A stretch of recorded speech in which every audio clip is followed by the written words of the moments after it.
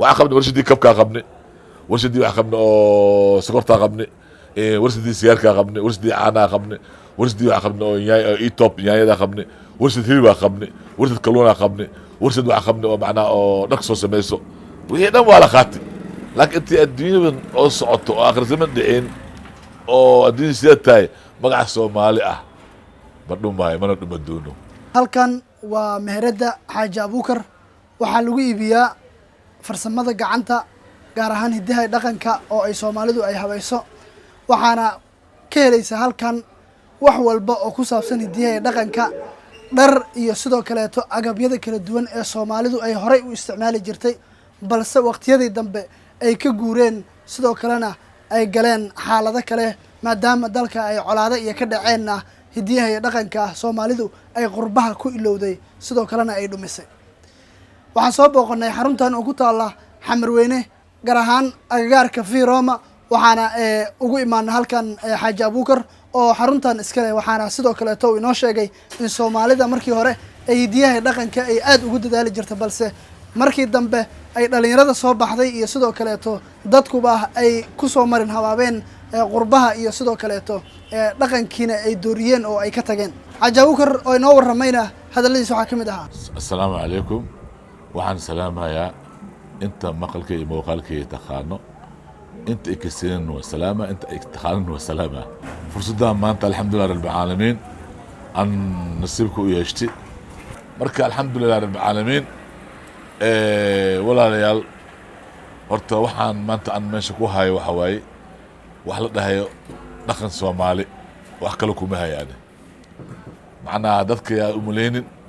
inaan siyaasi ka hadlayo inaan macnaha dad aan furta ku fiiqaayo inaan dad macnaha si gooni oo macnaha aan u dalaacinayo yaa loo maleynin waxaan hayaa shaqo oo macnaha ah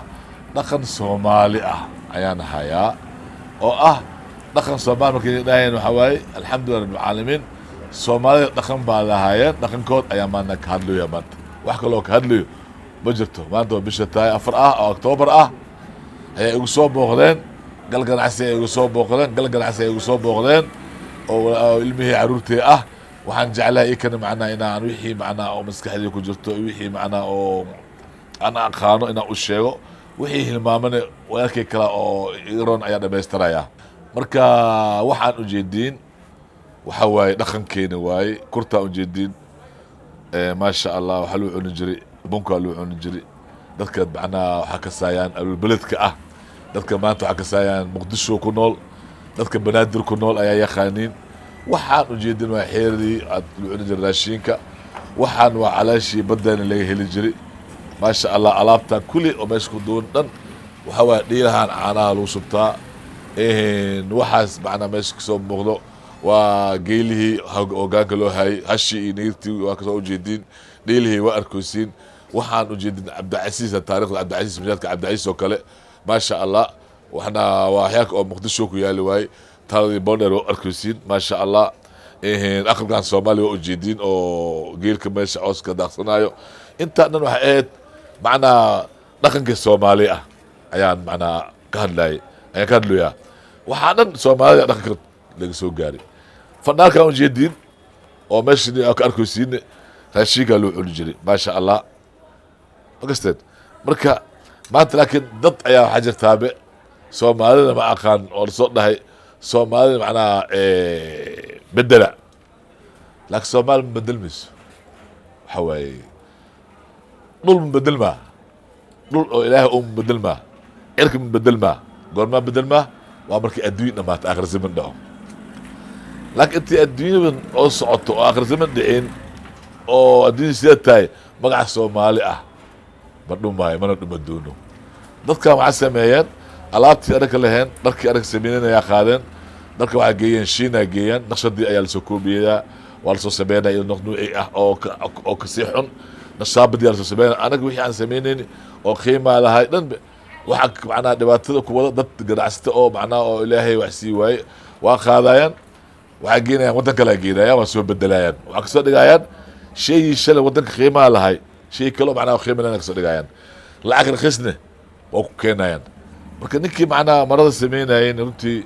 oo ka shaqeynayay معناها شلون مركي سبي استمركي العاوه هلا ولا كذا ولا يبساي الحمد لله رب العالمين معناها هذه حين سو كوبي وكوبي سو سمي او شيء معناها شل قداي تم شل قداي والله هل شل والله نينك هلك شلنا قداي كي تو شل اي وقن باي نينك marka farsamadii Soomaaliya dhaqankii Soomaaliya waa dhuntay macnaha weelashii waxa loo cunay waa la sameeyay saamal sameeyay firkeetii qaadar sameeyay dhaqankii dhan waa dhumay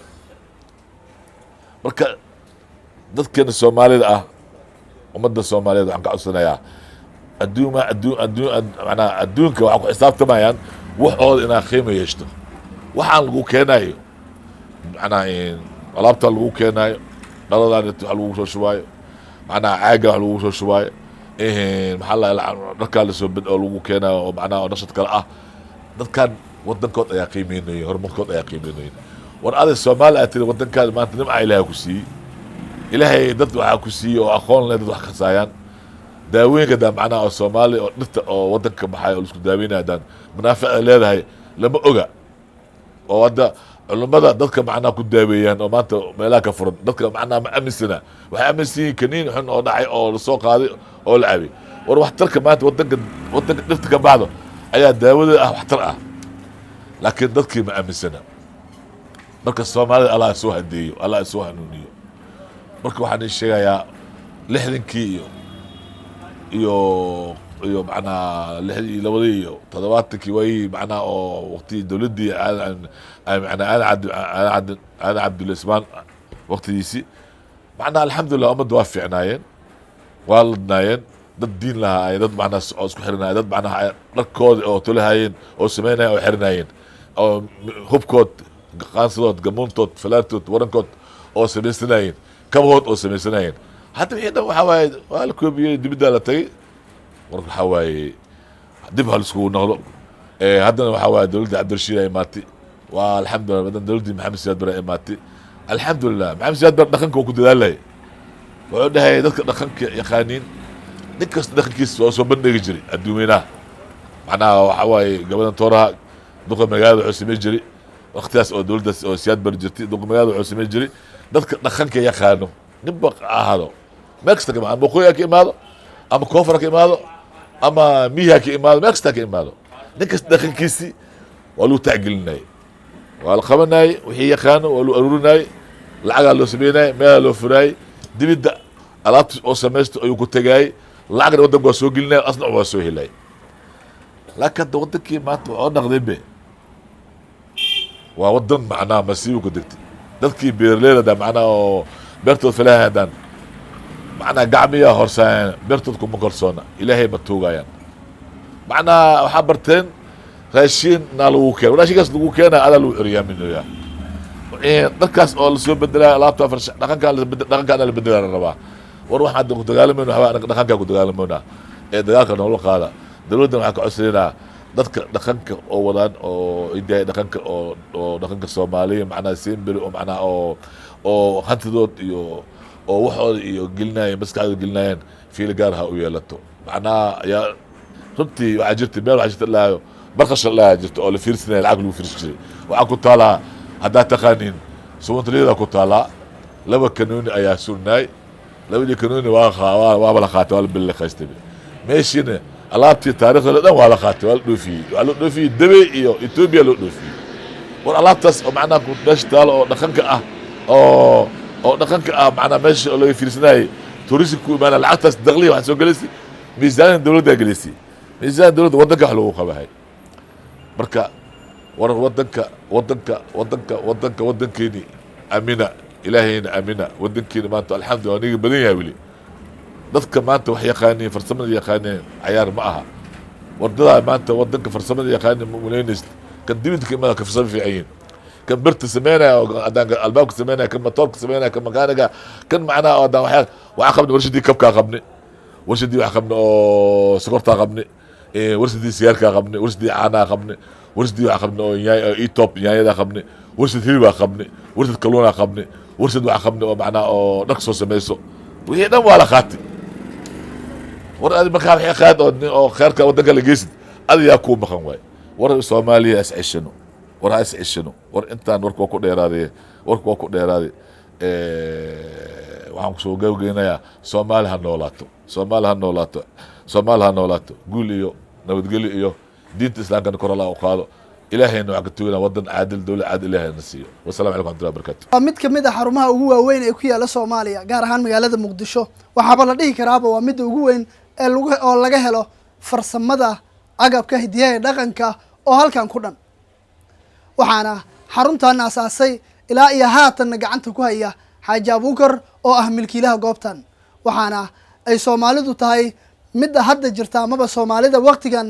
la joogo mid ka guurta dhaqankeedii, taasi oo loo baahan yahay in ay dhaqanka iyo jiritaankeeda ay ilaashato si ay uga muuqato ummadaha kale ee caalamka. Saciid Xaabsade, kanaalka Gal Ganacsi, magaalada Muqdisho.